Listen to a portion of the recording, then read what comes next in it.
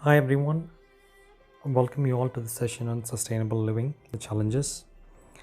This is a brief module on the different challenges that we have as a planet, as a country, as an individual.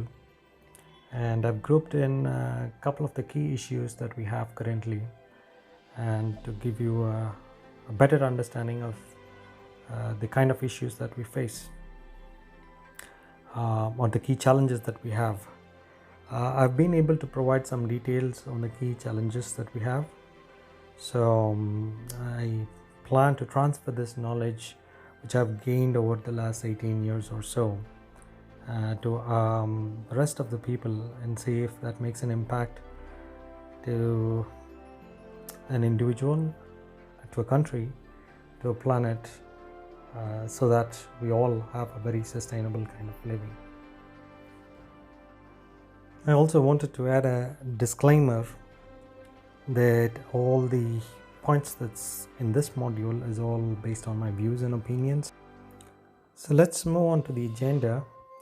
So the couple of points that I've included as part of this module is the principles of sustainability, the planet issue, country issue, the IPAT equation, which is the famous equation for sustainability, and lastly the corporate and individual issues. So let's start out with the principles of sustainability. There are 5 key principles, and this could vary at different places where you learn it, but I think these are the key principles that we need to understand and start applying these principles as part of our day-to-day activities. The first one is the intergenerational equity. The intergenerational equity is the idea of fairness or justice between generations. So as you know, we have a lot of issues with respect to the current generation. The generation of our parents probably provided us a better place to live in, and it's probably not the same case with us, where we have a lot of air pollution, we have climate change, we have significant issues on the environment, which is going to be handed over to our future generations and the youth. So the principle talks about the intergenerational equity and the need to focus or bring this particular element into our decision making. Point number 2 is the intragenerational equity. This is the equity between people of the same generations. So this could be children, youth, senior citizen, and also the point that we have developing countries and developed countries. There is some level of balance that's required for this special situation that the developing countries may have. The third is the precautionary principle, and this is a principle of caution. So when we don't have information, we assume that could impact the environment significantly. So it basically asks us to use some level of caution, especially with new technologies or when we don't have information that it could possibly impact the environment. It's a big concept, but it's a very important concept for the principles of sustainability. Fourth is the internalization of the environmental cost, a very important one. It is being applied right now in terms of carbon taxes or carbon markets or polluter pays principle, where we're trying to monetize the bad doings of the industries or corporates, and collecting that amount as environmental fees or carbon taxes. So it basically is a good driver because industries do understand the costs, and so it drives good behavior, and I think it's already being used in plenty of places. There is the emission trading scheme of the Europe. There are carbon markets across the world. These are all the market drivers and can be attributed to the internalization of environmental costs. So we are adding some cost for the environment, which gets included as part of the product or service. And the last one is the biodiversity conservation principle. So we don't exist alone on this planet, and we have the animals, the plants, and it is our responsibility to ensure that the flora and fauna remains, and these life supporting systems are essential for the overall ecological system. So these are the 5 key principles of sustainability which needs to be integrated and looked upon as tools for the decision making on a specific project, activity, or a decision. Let's see a small example where we need to build a house, and a couple of points that could probably impact the sustainability. How long would you want this house to exist? How long do you plan to have this house? Maybe there are 2 or 3 generations who could probably own the house, and so the actual amount of resources that are required to build the house is minimized. So there is some level of intergenerational equity that's getting built into that design of the house. The second is, what are the type of resources that you would require? I would probably use good amount of recycled material to ensure that I do not put stress on the resources, and that probably will give us an intergenerational equity, so that that material is available for someone else who can use that for building his house. The third is, what would you like to check so it doesn't impact the environment? So there are a couple of things that I may consider, which is maybe a solar panel to power the electricity at my house. I could have rainwater harvesting. So by doing these kind of activities, I will reduce the impact on the environment. The fourth is the flora and fauna, just to ensure that there is no impact to the biodiversity out there. While we know that when we build a house, we do impact our flora and fauna.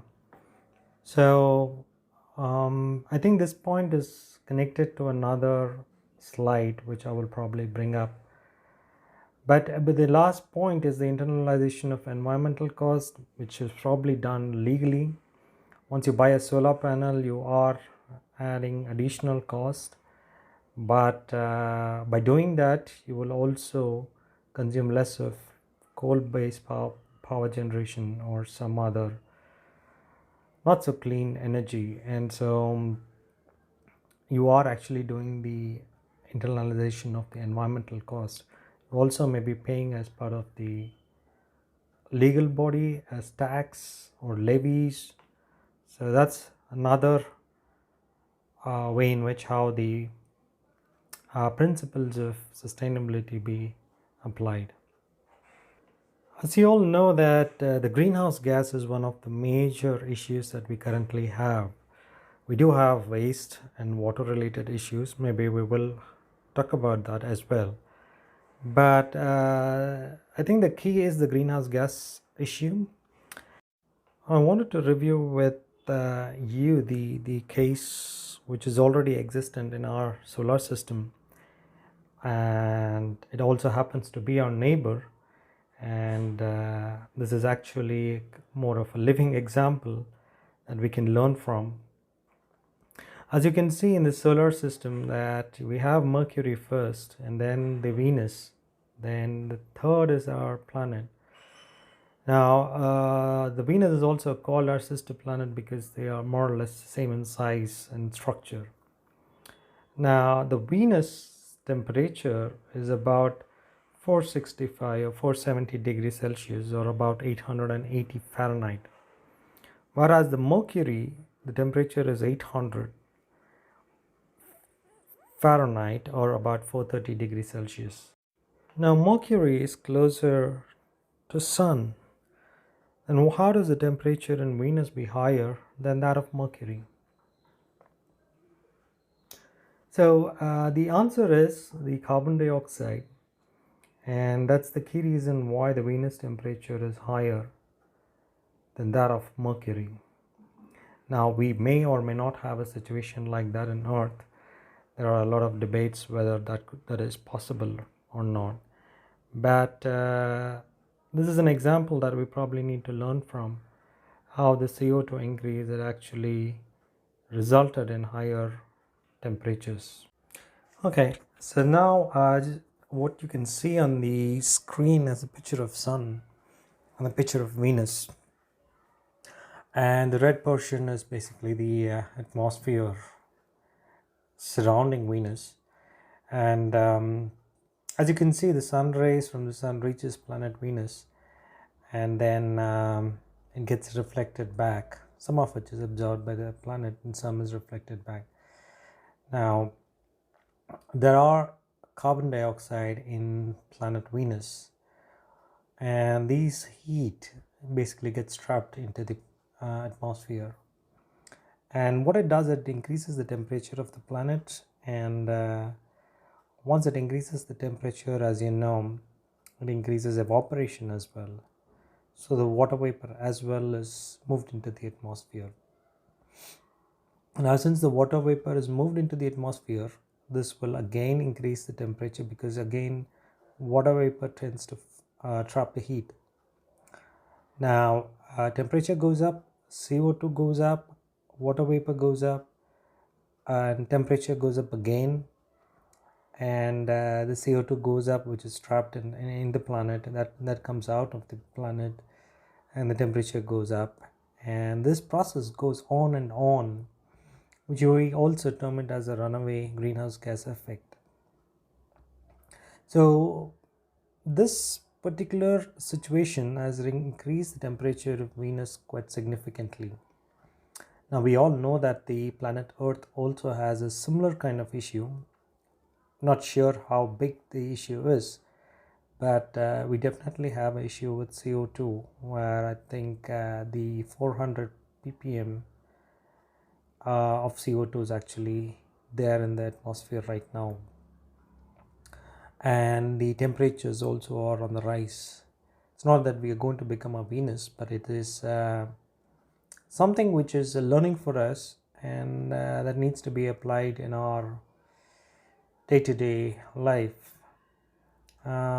This is concerning, and it can impact the future generations quite significantly, since the temperatures have been on the rise, and that's probably the reason why we have a lot of protocols like the Kyoto Protocol or the Paris Agreement, where we try to focus on setting up targets for the countries to reduce their emissions.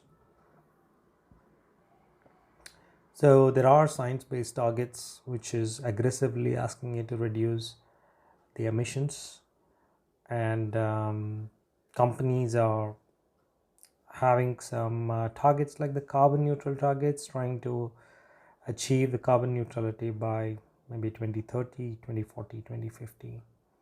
So there is a significant amount of work that's being done, and maybe it's just to avoid a situation like what we have in Venus. I also wanted to touch upon some of the key environmental issues that we have, the significant being the climate change. We have the waste is another big issue, water, and the resource depletion.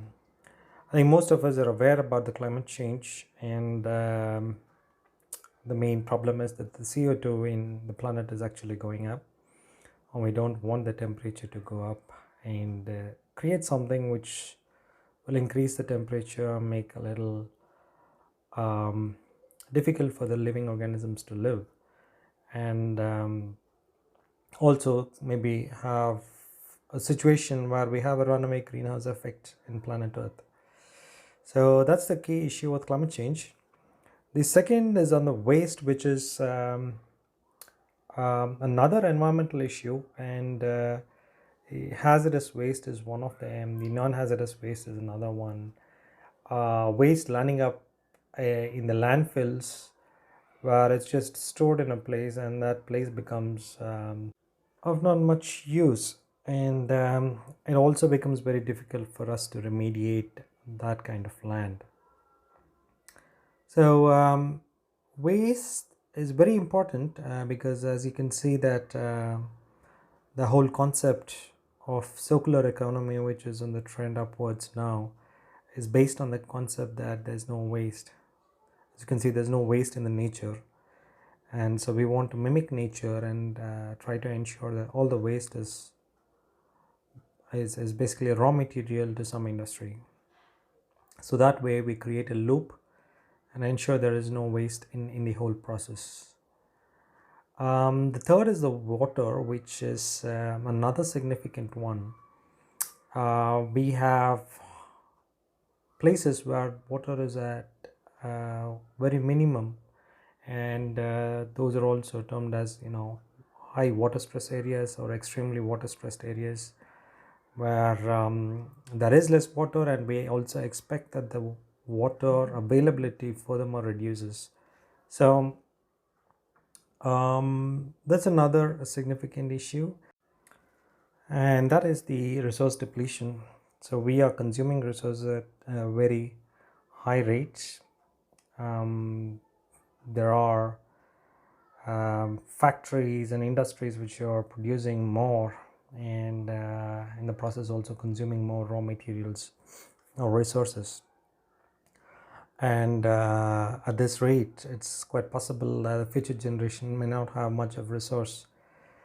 So that's another key area where industries are trying to focus to ensure that the resource consumption minimizes and the resources are utilized effectively, ensuring their minimum waste. So you can see some connection between the resource depletion and waste.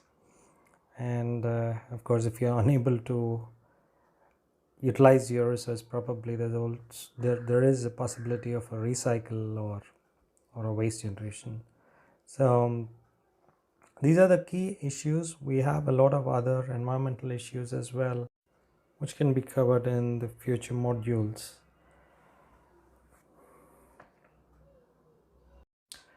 Now, moving from the planet level issue, and we all know that the planets are made up of the continents, and the continents are made up of the countries. So we have looked at the serious nature of the issue with climate change, and now we have an issue at the country level. Now all of us are aware of the gross domestic product, the GDP. I think most of the countries monitor their GDP. Some countries have very high GDP, and some may have very low ones. But the key point is that the GDP is a measure of economics, or it's an indicator of the economic activity. So it says that, look, this is the amount of production that's happened in our country, and if the production is pretty good, then the GDP shows a higher number, and if we aren't producing much, it shows that the GDP is at a lower number. Now GDP and GPI, which is the other key indicator, the GPI is more of a sustainability indicator, and if you can just imagine your salary in terms of gross and net, the GDP is more of a gross indicator and GPI is more of a net indicator. The GDP takes into account the environmental and social costs, in the sense that if I do spend money on environmental activities or on social activities, then my GDP will go up because that cost will be added to the GDP. Whereas in GPI, the environmental cost and social cost will be reduced.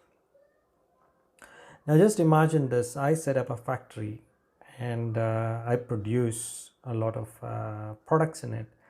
I actually making good revenue, and I'm contributing to the country in a significant way, and the GDP actually goes up. Now there's another activity that happens parallelly. One is, as a produce, I create environmental issues, or maybe I pollute the environment, there are some emissions which goes into the atmosphere. So now I am creating some issues to the society in terms of not giving a clean air, which may result in let's say an issue of particulate matters in the air, and that could possibly go into the lungs. And the society which is around the place will have to spend on the medical expenses to ensure that they are healthy. Now I buy medicines or I go visit hospitals, then the hospital makes money, and that's also counted as part of the GDP. And when I buy medicines as well, this is being added to the GDP. Now this is something which we track. Now you can see how this impacts the environment. There's another important factor in that. This is the environmental cost and social cost at the time of actual production. Now once the production is already done, let's say I have some hazardous waste that I've generated as part of the production, I'll have to go and put it in a landfill, for example, and I may need to remediate that site. So there's also a cleanup cost that is getting added, and that also will be showing up as a GDP, as part of the GDP costs. Another important point that I wanted to bring was the product cost. As you can see, there are different rates for product cost. There are lower product cost in probably the developing countries, and high product cost in the developed countries. Now, what is the reason? The main reason is there are some environmental and social costs that are included as part of the legal requirements in the developed countries. Also, the cost of production, since being lower in developing countries, the industrialists may plan to move the production to the developing countries. By doing so, they are able to move the pollution, the environmental and social issues to the developing country, and the developing countries may not have the legal requirement that is probably in line with the developed countries. So it's not an apple to apple legal requirement in developed and developing countries. So please note that there are costs, environmental and social cost, which doesn't separately show up in the developing countries, whereas in the developed countries it gets included as part of the product cost, because they need to comply to those regulations. As you can see on the graph, the GDP may be going up, whereas the GPI may be going down, and the reason being that the environmental and social costs have gone up, so your net is actually lesser. So now we have seen how the issue which the planet faces translate to some economic indicator at the country level, and the economic activity actually is driving the carbon dioxide. So there are sustainability actions that the corporates take in terms of having biomimicry or circular economy, concepts of carbon neutrality. All this is currently on. It's mainly to reduce the CO2 impact on the planet. I'm not saying the countries are not doing anything, but I'm just saying that the indicators are not reflective of sustainability. And since the focus is on economy, the corporates and industries also tend to move in that direction. And so do employees and a lot of us who want good salaries, net salaries which is high, and so we can spend more. You spend more, you create more, bigger impact on the environment. And people who have less salaries tend to have a lower impact on the environment. The less you have, the less you're going to spend, and so you have less resource consumption. And once you have less resource consumption, you're also reducing the impact on the environment. So would your waste be less? and see how these are actually getting connected to the issues that we were talking about. And that aspect of being stingy or greedy actually helps the environment. So you may have a good salary, you may have a lot of things that you plan to buy, you can buy it, and the only issue is that we tend to consume a lot and end up creating a significant impact to the environment. So that's the key point or the key takeaway out of this.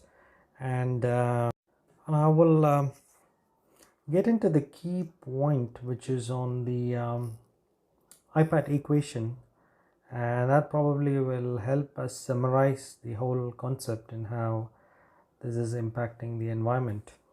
This is a very famous equation which is called the IPAT equation, and quite famous in the sustainability circles.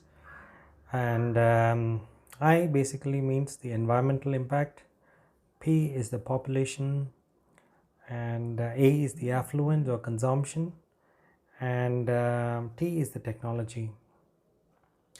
Now these are the three key variables, and you can have a look at it right at a country level, where you have a population that's growing, and a country which is moving from undeveloping to developed, and also the technology, which is usually at the denominator, because you always have a better technology that's coming up, which is having a reduced impact on the environment.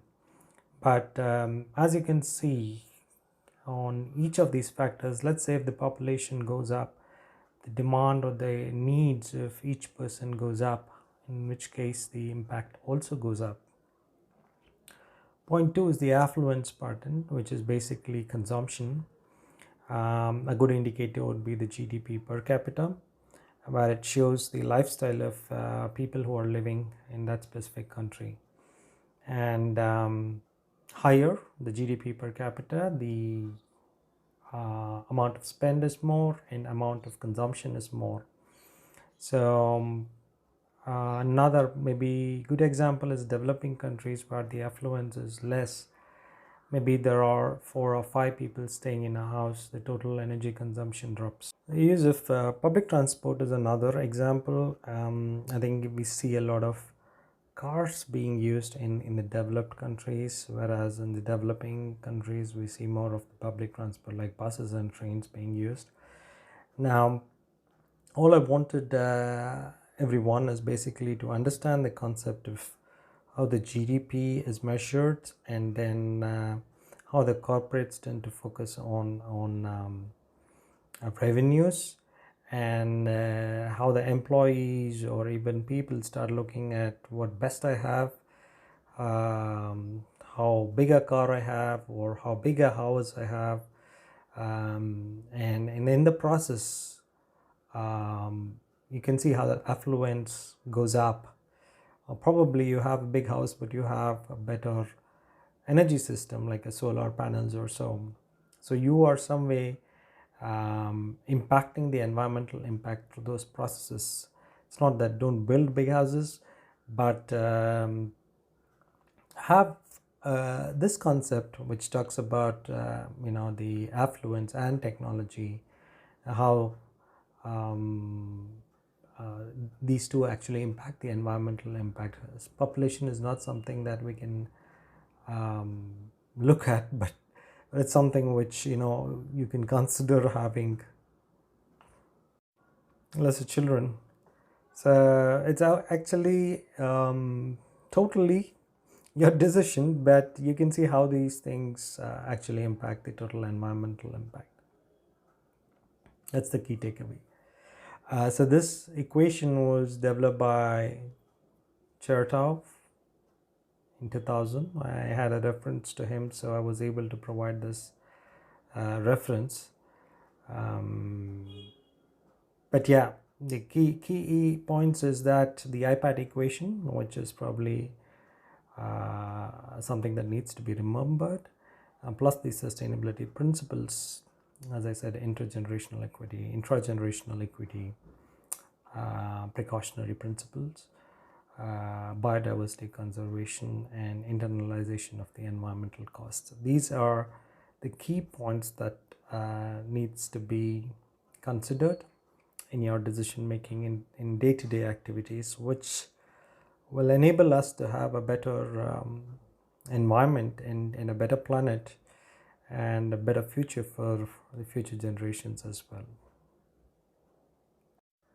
So with that, I just wanted to leave you with a couple of questions and what your individual plan is and how you plan to integrate sustainability into your day-to-day process.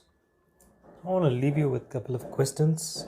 One is, do you see any issues with our system? Do you already have a sustainable way of living? Are you integrating the principles of sustainability into your day-to-day activities? Do you understand the problem that's in the weakness? And how do you value GDP, revenue, and the affluence? So I would like you to ponder over it and see what's good, what's bad, and see if all the slides that were put into this presentation made any sense. So I will try to add some more slides into the modules as we go forward with the new modules, which will enable or help individuals to be more sustainable with some actual examples, analytics, or measurement processes which individuals can use and plan to be more sustainable. Thank you all for listening.